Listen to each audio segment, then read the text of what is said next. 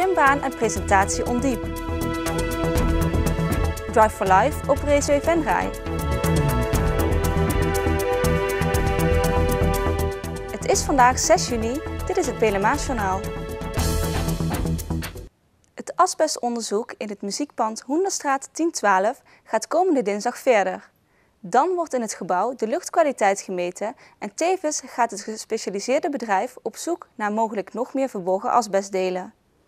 Als er geen onverwachte tegenvallers komen, dan hoopt Odeon op maandag 17 juni weer verder te kunnen met de verbouwing. Afgelopen maandag zijn de mannen in witte pakken bijna de gehele dag buiten bezig geweest met het bodemonderzoek. Eind deze week verwacht men de uitslag.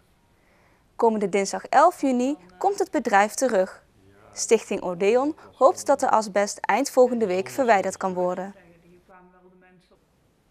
Aanstaande zaterdag wordt de trimbaan in Wansum geopend. Aansluitend is een cd-presentatie van de Wansumse band Ondiep.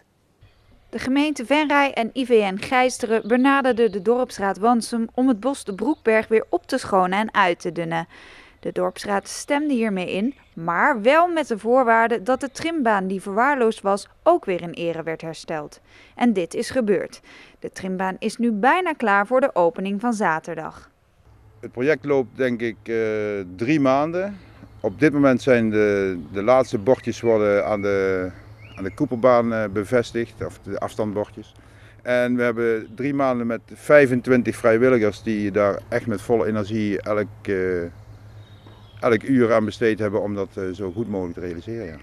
De trimbaan wordt officieel geopend door wethouder Lucien Peters. Maar niet alleen de trimbaan wordt geopend. Er is ook een wandelroute gerealiseerd in het bosrijke gebied, waarvan zaterdag ook het startschot wordt gegeven.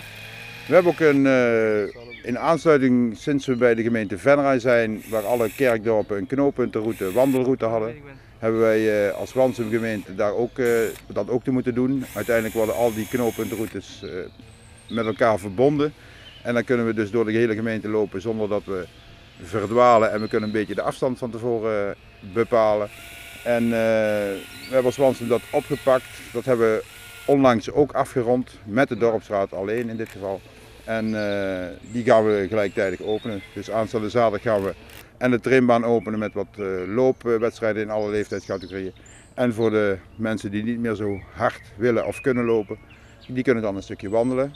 En we stoppen de route bij de Zandhoek. Aansluitend presenteert de Wansumse band Ondiep het 5e nieuwe album. Dit doen ze aan de hand van een speciale theatershow. Nou, we gaan onze historie vertellen. We bestaan 20 jaar, Ondiep. En we hebben een nieuwe cd opgenomen. 21 nummers erop, 12 nieuwe en 9 oude nummers. En we gaan in die presentatie gaan wij eigenlijk ons hele levensverhaal vertellen vanaf het begin, vanaf 1992. Want jullie hebben behoorlijk wat meegemaakt. Ja, we hebben hele leuke dingen meegemaakt in onze 20-jarige historie. Dat gaan we allemaal laten zien, allemaal vertellen. Maar we hebben ook minder leuke dingen meegemaakt, zoals nog helemaal in het leven gaat. Maar heel goed, dat gaan we allemaal zien. De band heeft de theatershow al eerder gedaan voor een select gezelschap in Wansum. Er waren toen zoveel leuke reacties dat er werd besloten om het zaterdag nog een keer te doen voor iedereen die geïnteresseerd is. Het nieuwe album is daarna ook te koop, maar dit betekent niet dat de band meteen met veel optredens zal komen. Nou, we gaan weer eens op vakantie. Goeie timing, hè? Nou nee, we gaan niet echt aan toe, we hebben niks gepland eigenlijk. Je ziet dit als een soort van monument van 20 jaar Ondiep. Zo moet je de cd zien. Dit is ook een verzamelaar eigenlijk met nieuwe nummers. En dit is een afsluiting van een periode. De officiële opening van de trimbaan is zaterdag om 13:30 's middags. Om 17:30 en om 20:30 's avonds starten de voorstellingen van de band Ondiep in de Zandhoek. 2 leerlingen van basisschool De Hommel liepen vandaag een dag stage bij de redactie van Pelemaas TV. Dit was in het kader van de maatschappelijke stages voor de basisschoolleerlingen. Kinderen van groep 8 mochten allemaal een beroep uitkiezen dat zij interessant vonden.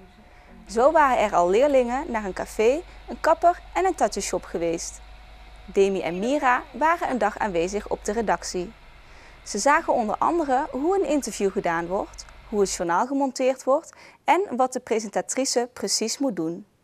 Na afloop moeten alle leerlingen een verslag doen in de vorm van een muurkrant, waarin zij klasgenoten kunnen laten zien wat ze geleerd hebben. 7 september organiseert de stichting Ruby & Rose voor het eerst een Drive for Life. Met dit evenement zamelt de stichting geld in voor de strijd tegen gynaecologische kanker. Het evenement bestaat uit 2 onderdelen. Het is een rally, gecombineerd met een activiteit hier op Raceway Venray, dus dat is wel heel uniek.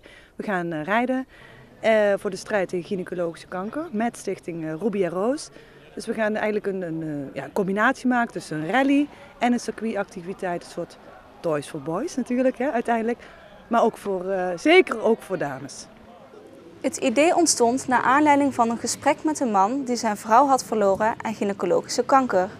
Ruby & Rose besloot om iets met een rally te gaan doen om ook mannen meer te betrekken bij de stichting. Met name mannen, je kunt ook jouw vrouw verliezen en je kunt je dochter verliezen natuurlijk aan deze vreselijke ziekte. Je zus, je moeder, dus het is zeker ook van toepassing voor mannen.